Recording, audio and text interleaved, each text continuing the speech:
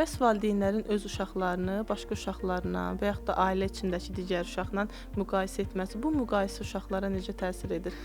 Bu əslində mənim çox vaxtı belə deyərdim yaralı yerimdir. Niyə görə?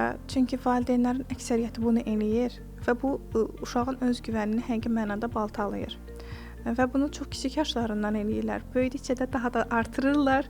Uşaq böyüyür, valideyn leveli artırır və özgüvən daha da belə deyək, krizis vəziyyəti gəlib çıxır. Axırda keçir qonşunun uşağı, filankəsin uşağı. Sinif yoldaşın, hətta bəzən belə valideynlər fərqində olmadan çevrədəki insanlara qarşı öz övladında aqressiya oyadır. O məndən daha mı yaxşıdır? Mən yetərsizəmmi?